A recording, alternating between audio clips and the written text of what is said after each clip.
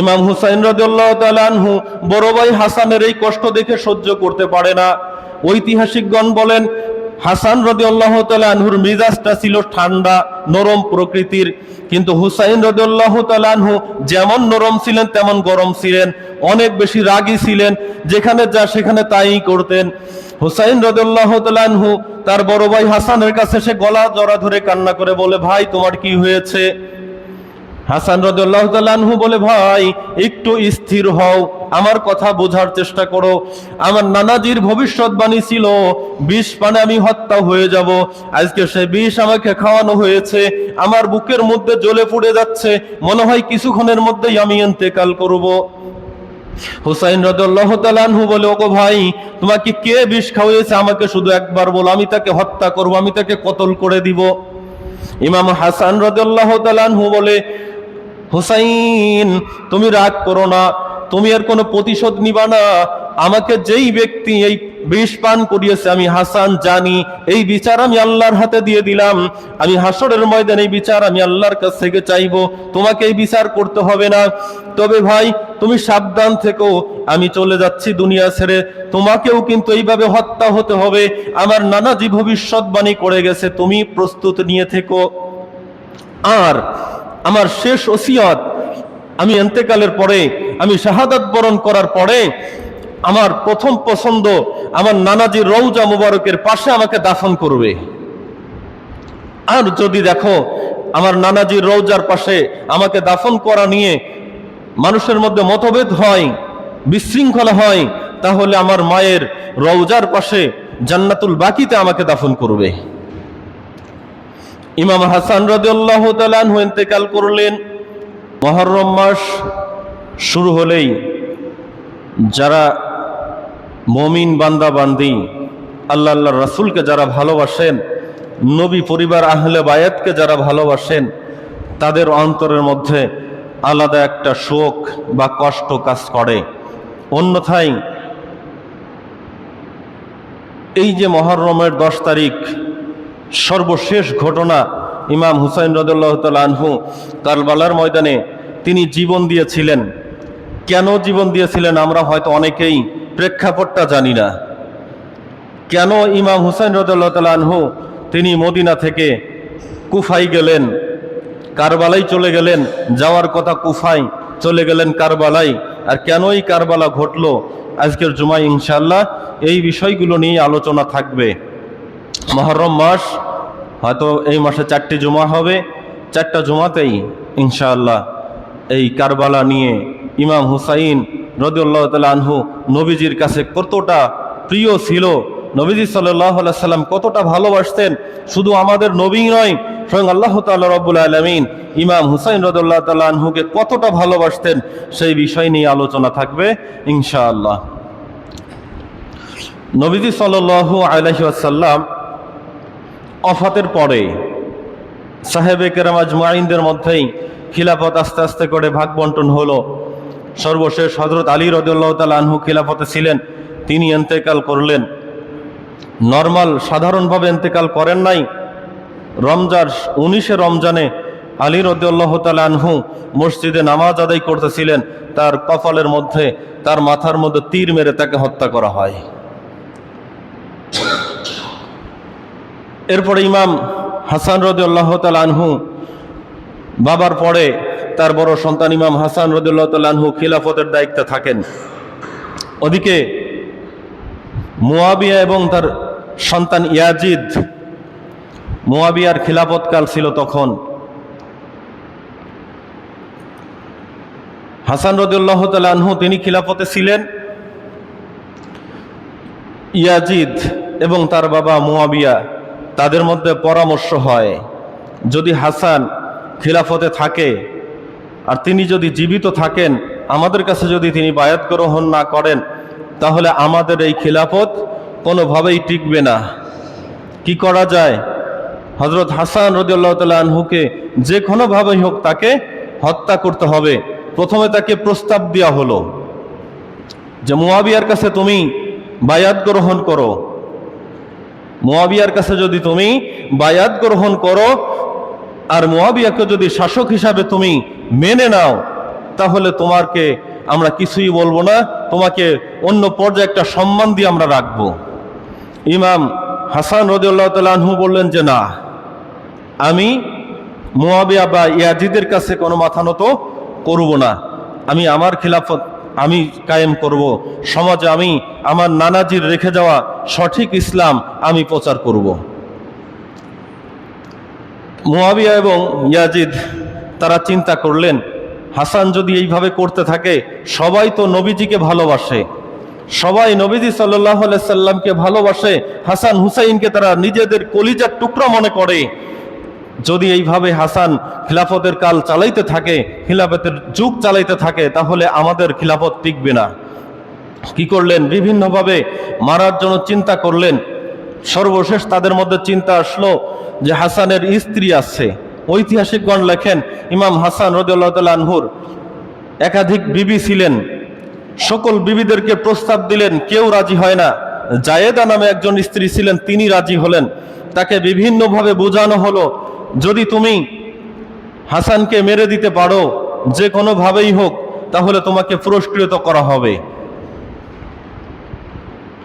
বারবার হাসান রাদিয়াল্লাহু তাআলা আনহুর বিভিন্ন স্ত্রীদেরকে প্রস্তাব দেওয়া হয়, কোনো প্রস্তাবেই রাজি হয় না। একটা পর্যায়ে জায়েদাকে টার্গেট করলেন। হাসান রাদিয়াল্লাহু তাআলা আনহুর বড় স্ত্রী জায়েদা তাকে ডেকে নিয়ে বললেন, তোমাকে কি হাসান ভালোবাসে কিনা, তোমার সাথে ভালো ব্যবহার ভালো আচরণ করে কিনা? তিনি বললেন যে হ্যাঁ, সকল স্ত্রী থেকে আমাকে বেশি ভালোবাসে, এবং বাইরে গেলে বাইরে থেকে ফিরে আসার পরে প্রথমেই আমার সাথে দেখা করে, আর আমার হাতের শরবত সবসময়ই খাই, আমি তাকে শরবত খাওয়াই। দুষ্টু লোকজন জায়েদাকে বিভিন্ন ধরনের কথা বললেন। তাকে বললেন যে তোমার কাছে সে আসে, তোমাকে ভালোবাসা দেখায়, মূলত উপরেই তোমাকে ভালোবাসে, মন থেকে তোমাকে ভালোবাসে না। আর তোমাকেই যদি ভালোবাসতো তাহলে দ্বিতীয় বিবাহ কেন করলো? এই যে একটা কথা মাথার ভিতরে ঢুকাইয়ে দিল, জায়েদা এই কথাটা নিয়ে নেছে, হ্যাঁ আসলেই তো সত্য, যদি আমাকেই ভালোবাসবে তাহলে দ্বিতীয় বিবাহ কেন করলেন, একাধিক স্ত্রী কেন নিলেন যদি আমাকেই ভালোবাসবে? তখন তারা তার অনুভূতিটা দেখে বুঝে গেলেন যে না, কাজ হবে। তখন জায়েদাকে বললেন, তোমার হাতে যেহেতু শরবত খাই, হাসানকে তুমি শরবতের মধ্যে বিষ মিশিয়ে যদি খাওয়াই মেরে দিতে পারো, তাহলে তুমি আমাদের কাছ থেকে বড় ধরনের পুরস্কার পাবে। নাউজুবিল্লাহ। এই কথা শোনার পরে জায়েদা তাদের কথা মেনে নিলেন, শরবতের মধ্যে বিষ দিলেন। ইমাম হাসান রাদিয়াল্লাহু তাআলা আনহু প্রতিদিনের ন্যায় বাড়িতে ফিরছে। বাড়িতে আসার পরেই তার স্ত্রী জায়েদা বলতেছে, ওগো স্বামী, অন্য দিনের থেকে অন্যরকম একটু বেশি ভাব, বেশি আলাপ আলোচনা, বেশি আদর দেখাচ্ছেন, বেশি ভালোবাসা দেখিয়ে বললেন, ওগো স্বামী, বাইরে থেকে এসেছেন, অনেক কষ্ট আপনি করেছেন, আমাদের জন্য আপনি রোজগার করেন, আমাদের জন্যই তো আপনি আয় উপার্জন করে আমাদেরকে খাওয়ান, অনেক কষ্ট আপনি করেন। এই যে বিভিন্ন ভালো ভালো কথা বলে হাসান রাদিয়াল্লাহু তাআলা আনহুকে বললেন, একটু বসেন, আপনার জন্য আজকে স্পেশাল করে একটা শরবত বানিয়ে আনবো, এই শরবত খেলে আপনার কলিজা ঠান্ডা হয়ে যাবে। হাসান রাদিয়াল্লাহু তাআলা আনহু চিন্তা করছে, আমার বিবি আমাকে কতই না ভালোবাসে। জায়েদা শরবতের মধ্যে বিষ মিশিয়ে এনে তার স্বামীকে দিলেন, হাসান রাদিয়াল্লাহু তাআলা আনহু। ইমাম হাসান শরবতটা খায় আর জায়েদাকে বলে, জায়েদা, প্রতিদিনের শরবতের মতো আজকের শরবত কিন্তু না, আজকের শরবতটা একটু আলাদা, তবে শরবত গলা দিয়ে যায় আর বুকের মধ্যে জ্বালাপোড়া করে, কারণ কি? জায়েদা বলে যে না, আগের থেকে একটু অন্যভাবেই আপনার জন্য আজকে শরবতটা বানিয়েছি, ওগো স্বামী, আপনি তৃপ্তি সহকারে শরবতটা খান। কিছুক্ষণ পরেই হাসান রাদিয়াল্লাহু তাআলা আনহু বলতেছে, জায়েদা, বুঝতে পেরেছি আমার নানাজির ভবিষ্যৎবাণী আমার জন্য কার্যকর। আমার নানাজি আমাকে বলে গেছে, তোমার স্ত্রীর হাতেই বিষ পানে তুমি হত্যা হবে, তোমার স্ত্রী মুয়াবিয়ার প্রস্তাবে রাজি হয়ে যাবে আর তোমাকে হত্যা করবে, আর এই হত্যাটা হবে আমার উম্মতদের জন্য। সুবহানাল্লাহ। আমার উম্মতরা কিয়ামতে যখন ঠেকে যাবে, আমি আল্লাহর কাছে বলবো, আল্লাহ, আমার কলিজার টুকরা ইমাম হাসান জীবন দিয়েছে আমার উম্মতদের জন্য, আমার মা ফাতেমা মক্কায় যখন 3 দিন পর্যন্ত সেজদায় পড়ে কান্নাকাটি করেছি, ইয়া হাবলি উম্মতি ইয়া হাবলি উম্মতি বলে শুধু কেঁদেছি খাওয়া দাওয়া ছেড়ে দিয়ে। আর আমার কান্না দেখে মক্কা নগরীর সকল পশু পাখি ছোট বাচ্চারা পর্যন্ত খাবার ছেড়ে দিয়েছিল 3 দিন। এরপরে আমার মা ফাতেমা যখন আমার কানে কানে বলল, বাবা সেজদা থেকে মাথা উঠাও, আমার সকল আমল দিয়ে দিলাম, আমি মাথা উঠাইলাম না। আর শেষে যখন বলছে, ওগো বাবা সেজদা থেকে মাথা উঠাও, আমার 2টা কলিজার টুকরা তোমার উম্মতদের জন্য কুরবানি করলাম, আল্লাহ তুমি কবুল করে নিয়েছো, আমি সেজদা থেকে মাথা উঠিয়েছি। এই যে প্রথম আমার নানাজির ভবিষ্যৎবাণী ছিল, জায়েদা তোমার কোনো দোষ নেই, তোমাকে আমি কোনো দোষ দিব না, এটা আমার নানাজির ভবিষ্যৎবাণী আমার জন্য কার্যকর। তবে জায়েদা আমার ছোট ভাই হুসাইনকে একটু ডেকে নিয়ে আসো। জায়েদা নিজেই যে হুসাইন রাদিয়াল্লাহু তাআলা আনহুকে ডেকে আনলেন। ইমাম হুসাইন রাদিয়াল্লাহু তাআলা আনহু বড় ভাই হাসানের এই কষ্ট দেখে সহ্য করতে পারে না। ঐতিহাসিকগণ বলেন, হাসান রাদিয়াল্লাহু তাআলা আনহুর মিজাজটা ছিল ঠান্ডা নরম প্রকৃতির, কিন্তু হুসাইন রাদিয়াল্লাহু তাআলা আনহু যেমন নরম ছিলেন তেমন গরম ছিলেন, অনেক বেশি রাগী ছিলেন, যেখানে যা সেখানে তাই করতেন। হুসাইন রাদিয়াল্লাহু তাআলা আনহু তার বড় ভাই হাসানের কাছে সে গলা জড়া ধরে কান্না করে বলে, ভাই তোমার কি হয়েছে? হাসান রাদিয়াল্লাহু তাআলা আনহু বলে, ভাই একটু স্থির হও, আমার কথা বোঝার চেষ্টা করো। আমার নানাজির ভবিষ্যৎবাণী ছিল 20 পানে আমি হত্যা হয়ে যাব। আজকে সেই 20 আমাকে খাওয়ানো হয়েছে, আমার বুকের মধ্যে জ্বলে পুড়ে যাচ্ছে, মনে হয় কিছুক্ষণের মধ্যেই আমি ইন্তেকাল করব। হুসাইন রাদিয়াল্লাহু তাআলা আনহু বলে, ওগো ভাই তোমাকে কে বিষ খাওয়িয়েছে আমাকে শুধু একবার বলো, আমি তাকে হত্যা করব, আমি তাকে কতল করে দিব। ইমাম হাসান রাদিয়াল্লাহু তাআলা আনহু বলে, হুসাইন তুমি রাগ করো না, তুমি এর কোনো প্রতিশোধ নিবা না। আমাকে যেই ব্যক্তি এই বিষ পান করিয়েছে আমি হাসান জানি, এই বিচার আমি আল্লাহর হাতে দিয়ে দিলাম। আমি হাসরের ময়দানে এই বিচার আমি আল্লাহর কাছ থেকে চাইবো, তোমাকে এই বিচার করতে হবে না। তবে ভাই তুমি সাবধান থেকো, আমি চলে যাচ্ছি দুনিয়া ছেড়ে, তোমাকেও কিন্তু এইভাবে হত্যা হতে হবে। আমার নানাজি ভবিষ্যৎবাণী করে গেছে, তুমি প্রস্তুত নিয়ে থেকো। আর আমার শেষ ওসিয়ত, আমি ইন্তেকালের পরে, আমি শাহাদাত বরণ করার পরে আমার প্রথম পছন্দ আমার নানাজির রওজা মুবারকের পাশে আমাকে দাফন করবে। আর যদি দেখো আমার নানাজির রওজার পাশে আমাকে দাফন করা নিয়ে মানুষের মধ্যে মতভেদ হয়, বিশৃঙ্খলা হয়, তাহলে আমার মায়ের রওজার পাশে জান্নাতুল বাকিতে আমাকে দাফন করবে। ইমাম হাসান রাদিয়াল্লাহু তাআলা আনহু ইন্তেকাল করলেন, তাকে দাফন করার জন্য হুসাইন রাদিয়াল্লাহু তাআলা আনহু প্রস্তাব দিলেন যে আমার ভাইয়ের শেষ ওসিয়ত ছিল, শেষ ইচ্ছা ছিল, ইন্তেকালের পরে নানাজির রওজার পাশে আমার ভাই হাসানকে রাখা হবে। আপনারা কি বলেন? মারওয়ান নামক একজন ব্যক্তি দাঁড়িয়ে বললেন যে না, আমরা হাসানকে নবীজির রওজা মুবারকের পাশে রাখতে দিব না, অন্য কোথাও তুমি তাকে রাখো। হুসাইন রাদিয়াল্লাহু তাআলা আনহু ওই জায়গায় ঝগড়া বিবাদ কিছুই করলেন না, যেহেতু বড় ভাই ওসিয়ত করে গেছে, আমাকে দাফন করা নিয়েও কথা হতে পারে, আর কথা হয়ে গেলে বিশৃঙ্খলা করবে না, আমাকে নিয়ে মায়ের রওজার পাশে রাখবে। হুসাইন রাদিয়াল্লাহু তাআলা আনহু ওই কথাটা মেনে নিলেন, মারওয়ানকে চিনে রাখলেন। নবীজি সাল্লাল্লাহু আলাইহি সাল্লাম ভবিষ্যৎবাণীতে এই কথাটিও বলে গিয়েছিল, হাসান তুমি ইন্তেকাল করবে 20 পানে, আর তোমাকে আমার রওজার পাশে রাখতে গেলেও বাধা আসবে, এই বাধা আসলে তোমার দেহকে যেন তোমার মায়ের রওজার পাশেই রেখে দেয়। ভবিষ্যৎবাণী করে গিয়েছিলেন, যা করেছেন তাই হলো। ইমাম হাসান রাদিয়াল্লাহু তাআলা আনহুকে নিয়ে জান্নাতুল বাকিতে হযরতে মা ফাতেমা রাদিয়াল্লাহু তাআলা আনহার রওজার পাশে তাকে দাফন করা হয়। এরপরে ইমাম হুসাইন রাদিয়াল্লাহু তাআলা আনহু তখন খিলাফতকাল চালু করেন। ওদিকে মুয়াবিয়া তিনিও খিলাফতে ছিলেন, তার এলাকায় তিনি দায়িত্ব নিয়েছিলেন। কিন্তু দেখে দিনে দিনে শুধু হুসাইনের দল ভারী হয়, আর মুয়াবিয়া এবং ইয়াজিদের দল আস্তে আস্তে লোকজন কমতে থাকে। কারণ ইমাম হাসান হুসাইন রাদিয়াল্লাহু তাআলা আনহুম দুই ভাই, তারা তো তাদের নানাজির রেখে যাওয়া সঠিক ইসলাম তারা প্রচার করতেছিলেন। 59 হিজরিতে অথবা 58 হিজরিতে মুয়াবিয়া ইন্তেকাল করে। মুয়াবিয়া যখন ইন্তেকাল করে তখন ইয়াজিদ পরিপূর্ণভাবে খিলাফত নিলেন, যেহেতু বাবা ইন্তেকাল করছে। ইয়াজিদ তিনি তার খিলাফতের কাল চালু করে দিলেন, মানুষদেরকে বায়াত করলেন, কিন্তু কুফাবাসী, ইরাকের কুফাবাসী তারা কোনোভাবেই ইয়াজিদকে মেনে নিতে চায় না। কারণ ইয়াজিদ তিনি ছিলেন মদ্যপায়ী, তিনিও পাপাচারের মধ্যে লিপ্ত থাকতেন, ইতিহাসের মধ্যে যতটুকু পাওয়া যায়। এই কথাগুলো কিন্তু হাদিসের না। আবার কেউ যদি বলেন যে তাহলে হাদিস দেখান, এই যে কারবালার যে ঘটনাগুলা এগুলো সম্পূর্ণই কিন্তু ইতিহাসে আসছে।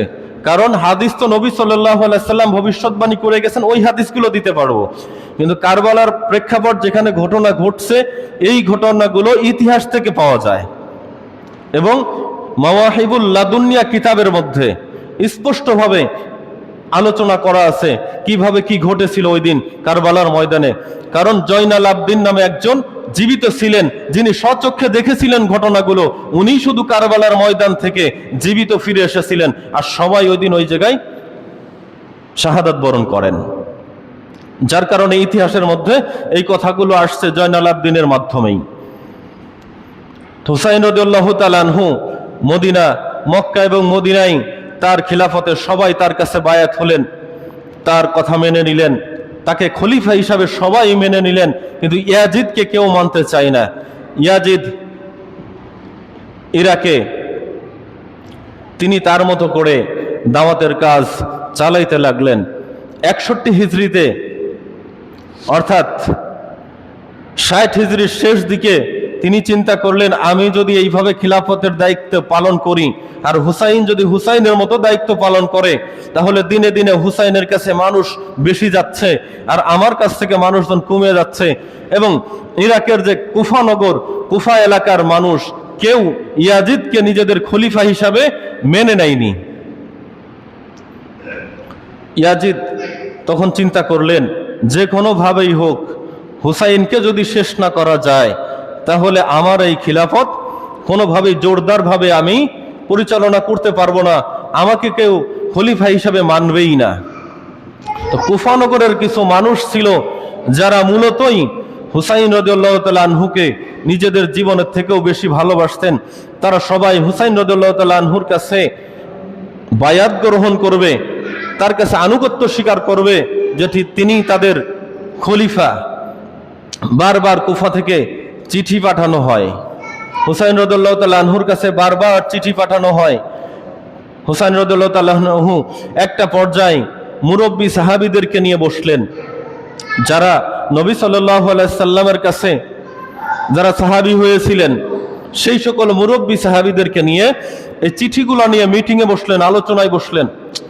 ওই আলোচনার সময় চিঠি দেখে মুরব্বী সাহাবীরা বললেন যে কুফা নগরের চিঠি লেখা ধরন সবকিছুই ভালো, কিন্তু কুফা নগরের মানুষের আচরণ আমাদের কাছে মনে হয় না যে বেশি ভালো হবে। কারণ আপনার কাছে এতগুলো চিঠি আসছে, চিঠি তো একটা দুইটা দিলেই হয়, প্রতিদিন আপনার কাছে চিঠি আসতেছে।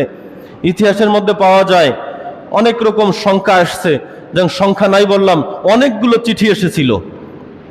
একটা পর্যায়ে মুরব্বী যারা ছিলেন তারা পরামর্শ করলেন যে হুসাইন, আমরা তোমাকে একা যেতে দেব না, আর প্রথমেই আমরা তোমাকে পাঠাবো না, আমরা আমাদের মধ্য থেকে যে কোনো একজন ব্যক্তিকে কুফানগরে পাঠাবো। ওই ব্যক্তি যাওয়ার পরে যদি কুফানগরের অবস্থা ভালো দেখে এবং সে যদি চিঠি পাঠায় যে না কুফানগরের অবস্থা ভালো, হুসাইন আপনি আসতে পারেন, এরকম একটা চিঠি যদি পাই তাহলেই আপনাকে পাঠাবো, তবে একা না, আমরাও কাফেলে করে আপনার সঙ্গে যাব। তো হুসাইন রাদিয়াল্লাহু তাআলা আনহু সকল লোকজনদেরকে নিয়ে যখন আলোচনা করলেন যে আমাদের এই কওমের মধ্যে, আমাদের এই এলাকা থেকে কে আছে এমন ব্যক্তি স্ব ইচ্ছায় কুফানগরে যেতে চাও, ইতিহাসের মধ্যে আসছে মুসলিম বিন আকিল নামে একজন ব্যক্তি দাঁড়িয়ে গেলেন। মুসলিম বিন আকিল দাঁড়িয়ে বলতেছে, ওগো আমাদের ইমাম হুসাইন রাদিয়াল্লাহু তাআলা আনহু, আমি চাই যে আমি আগে কুফানগরে যাই, কুফায় যাওয়ার পরে যদি অবস্থা ভালো দেখি আর আমি যদি আপনার উদ্দেশ্যে চিঠি পাঠাই, ওই চিঠি পাওয়ার পরে আপনি কুফানগরে যাবেন। তো মুসলিম বিন আকিল দাঁড়িয়ে গেলেন, দাঁড়ানোর সাথে সাথে তার দুইটা সন্তান ছিল, দুইটা ছেলে ছিল। মুহাম্মদ ও ইব্রাহিম নাম দুইটা সন্তান, 10 বছর আর 12 বছর বয়স, দাঁড়িয়ে গেলেন যে বাবা, আপনিই কি শুধু হুসাইনকে ভালোবাসেন? আমরাও তো হুসাইনকে ভালোবাসি। আপনি হুসাইনকে ভালোবেসে কুফায় যেতে চাচ্ছেন, ওখানে গেলে আপনি মারা যাবেন না জীবিত থাকবেন কোনো গ্যারান্টি নেই, এরপরেও আপনি যেহেতু যেতে চাচ্ছেন, বাবা আমরা ছোট হলেও আমরাও কিন্তু হুসাইনকে ভালোবাসি, বাবা আপনাকে একা ছাড়বো না, আমাদের দুই ভাইকেও সাথে করে নিয়ে যেতে হবে।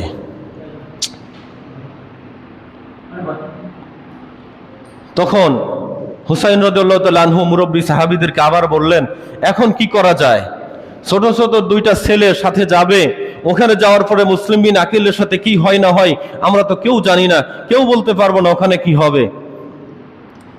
তো বারবার বোঝানোর পরেও ওই দুইটা সন্তান কোনোভাবেই বুঝ নিলেন না। তাদের কথা, আমাদের ঘরে মা নেই, আমরা এখানে থাকলেও কষ্টে থাকবো, আর ওখানে গেলেও ভালো থাকি কষ্টে থাকি, হুসাইনের জন্য জীবন তো দিতে পারবো, বাবা শুধু তুমি একাই না, আমাদেরকেও নিয়ে যেতে হবে। সর্বসম্মতিক্রমে দুইটা সন্তান নিয়ে মুসলিম বিন আকিল কুফা নগরে পৌঁছে গেলেন। ইতিহাসের মধ্যে পাওয়া যায় কুফা নগরে যাওয়ার পরে কুফা নগরের যে মানুষ ছিল কমসে কম 30,000 মানুষ, কুফা নগরের কমসে কম 30,000 মানুষ হুসাইন রাদিয়াল্লাহু তাআলা আনহুর নামের উপরে মুসলিম বিন আকিলের হাতে হাত দিয়ে বায়াত গ্রহণ করে, এবং তারা স্বীকার করে নাই যে তাদের খলিফা হচ্ছে ইমাম হুসাইন রাদিয়াল্লাহু তাআলা আনহু। সুবহানাল্লাহ। এই যে এতগুলো মানুষ ইমাম হুসাইন রাদিয়াল্লাহু তাআলা আনহুর নামের উপরে যখন তারা খিলাফতকে স্বীকার করে নিলেন, আনুগত্য মেনে নিলেন, মুসলিম বিন আকিল কয়েকদিন থাকার পরে দেখলেন কুফা নগরের মানুষের আচার আচরণ ব্যবহার সবকিছুই হুসাইনের পক্ষে। এটা দেখার পরে তিনি মসজিদে বসে চিঠি লিখলেন, ইমাম হুসাইন রাদিয়াল্লাহু তাআলা আনহু বরাবর চিঠি দিলেন যে হুসাইন, কুফা নগরের মানুষের ব্যবহার আসলেই ভালো, আপনি কুফা নগরে আসতে পারেন। এই যে চিঠিটা যখন লেখা হয়ে গেছে, ইবনে জিয়াদ নামে একজন ব্যক্তি সাথে সাথেই মুসলিম বিন আকিলের হাত থেকে চিঠিটা নিয়ে নিলেন। চিঠি নিয়ে তাদের মতো করে যত দ্রুত সম্ভব মদিনায় চিঠি পাঠিয়ে দিলেন। ইমাম হুসাইন বরাবর চিঠি পৌঁছে গেল, আর এদিকে মুসলিম বিন আকিলকে ওই মসজিদের মধ্যেই তাকে হত্যা করা হয়। নাউজুবিল্লাহ। মসজিদের মধ্যেই মুসলিম বিন আকিলকে হত্যা করা হয় দুইটা সন্তানের চোখের সামনে। মুসলিম বিন আকিল তার দুইটা সন্তানকে ডেকে বলে, মুহাম্মদ ও ইব্রাহিম, তোমরা যেভাবেই হোক তোমাদের জীবন বাঁচিয়ে মদিনায় পৌঁছে যাবে, চিঠি মদিনায় পৌঁছানোর আগে তোমরা যেভাবেই হোক মদিনায় পৌঁছে যাবে, নতুবা হুসাইন রাদিয়াল্লাহু তাআলা আনহুর কাছে চিঠি পৌঁছে যাওয়া মাত্রই কাফেলা করে তারা কুফায় চলে আসবে। এই কুফায় যদি হুসাইন একবার চলে আসে জীবন নিয়ে ফিরে যেতে পারবে না। বাবারা, তোমরা যেভাবেই হোক, যে দিক দিয়ে হোক, যে রাস্তা দিয়ে হোক, তোমরা মদিনায় চলে যাও। মুসলিম বিন আকিলের দুইটা সন্তান মুহাম্মদ ইব্রাহিম, একটার বয়স 10 বছর, একটার বয়স 12 বছর। নিজের চোখের সামনে বাবাকে যদি হত্যা করা দেখে এই সন্তানদের মনের অবস্থা কি হবে? তারা সারাদিন দৌড়াতে লাগলেন, দৌড়াতে দৌড়াতে রাত হয়ে গেছে, পেটে ক্ষুধার যন্ত্রণা, খাবার নাই, রাত হয়ে গেছে, অন্ধকার, চোখে দেখে না। এক জায়গায় বসে দুই ভাই কান্না করতেছে। ওদিকে কুফা নগরের মধ্যে ঘোষণা হয়ে গেছে, এই দুইটা সন্তানকে যেই ব্যক্তি জীবিত অথবা মৃত নিয়ে ইয়াজিদের সামনে হাজির করতে পারবে, ইয়াজিদ তাকে পুরস্কৃত করবে। পুরস্কারের আশায় কুফা নগরের যারা ইয়াজিদের অনুসারী ছিলেন তারা সবাই যে যার মতো খোঁজাখুঁজিতে বের হয়ে গেলেন। হারেস নামে একজন ব্যক্তি, তিনিও তার বাড়ি থেকে বের হয়ে গেছেন খোঁজাখুঁজি করতে। হারেজের কোনো সন্তান ছিল না। তার স্ত্রী দুইটা বাচ্চার কান্না শুনে সামনে এগিয়ে যে দেখে একেবারে পুতুলের মতো চেহারা, এত সুন্দর চেহারা, দুইটা বাচ্চা কান্না করতেছে। হারেজের বিবি মনের মধ্যে মায়া হইল, দয়া হইল, তাদেরকে ডেকে বললেন, আমি বুঝতে পারছি তোমরা যে মুসলিম বিন আকিলকে হত্যা করা হয়েছে তোমরা হয়তো ওই ব্যক্তিরই সন্তান, আর এই কুফা নগরের যে কেউ তোমাদেরকে দেখতে পেলে কিন্তু হত্যা করবে। আসো আজকের রাতটা আমার ঘরে থাকো, আমার ঘরের মধ্যে থাকো, আমি তোমাদেরকে খাবারের ব্যবস্থা করব, কিন্তু তোমরা কান্নাকাটি করতে পারবে না। সুযোগ হলে আমি নিজেই তোমাদেরকে নিয়ে মদিনায় পৌঁছে দিয়ে আসবো।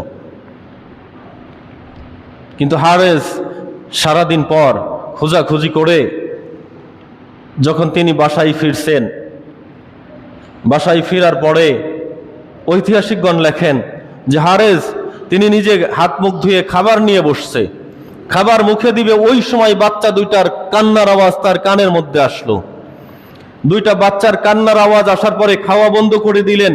খাওয়া বন্ধ করে তার স্ত্রীকে বলতেছে, আমাদের ঘরে তো কোনো সন্তান নেই, তাহলে বাচ্চার কান্নার আওয়াজ কোথা থেকে আসে? হারেজের স্ত্রী বলতেছে, স্বামী এটা কুফানগরের কোনো বাচ্চা হয়তো কান্না করতে পারে।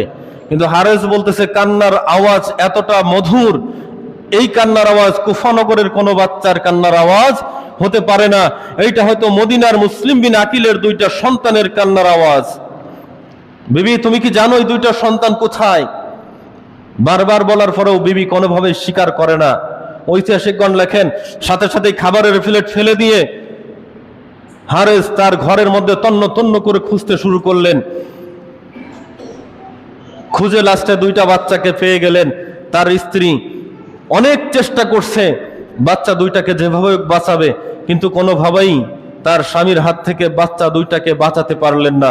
হারেস তার বিবিকে ধাক্কা দিয়ে ফেলে দিয়ে দুইটা বাচ্চা, মুসলিম বিন আকিলের দুইটা ছেলে মুহাম্মদ ইব্রাহিম 10 বছর 12 বছর বয়সের দুইটা বাচ্চাকে দুই হাত দিয়ে ধরছে, ধরে টেনে টেনে নিয়ে যাচ্ছে।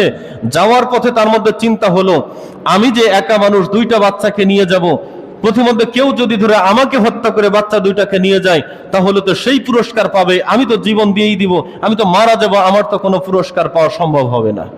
কি করা যায়? বাচ্চা দুইটাকে মারতে হবে। আমি যদি বাচ্চা দুইটাকে মেরে শুধু মাথা দুইটা একটা ব্যাগের মধ্যে ভরে নিয়ে হাজির হই তাহলেই তো আমি সম্মান পাবো, আমি পুরস্কার পাবো। তিনি চিন্তা মোতাবেক দুই ভাইকে, প্রথম বড় ভাইকে মারতে গেলেন। ছোট ভাই যে গলা পেতে দিচ্ছে, বুক পেতে দিচ্ছে যে মারতে হয় আমাকে মারুন, আমার ভাইকে ছেড়ে দিন। আবার ছোট জনকে যখন মারতে যায় বড় জন ওই রকম বুক পেতে দেয়, মারতে হয় আমাকে মারুন, আমার ছোট ভাইকে মারা যাবে না। তখন হারেস চিন্তা করলেন, এইভাবে করতে থাকলে আমি তো মারতে পারবো না। একজনকে হাত পা বেঁধে ফেলায় রাখলেন, ফেলে রেখে আরেকজনকে তিনি জবাই করলেন। নাউজুবিল্লাহ। এইভাবে দুইটা সন্তানকেই জবাই করে ফেললেন। ঐতিহাসিকরা বলেন, জবাই করা মাথা দিয়ে আওয়াজ আসতেছে, হুসাইন কুফানগরে তুমি আইসো না, হুসাইন কুফানগরে আইসো না। কুফানগরের মানুষের চিঠির ধরন ভালো আছে কিন্তু ব্যবহার ভালো না।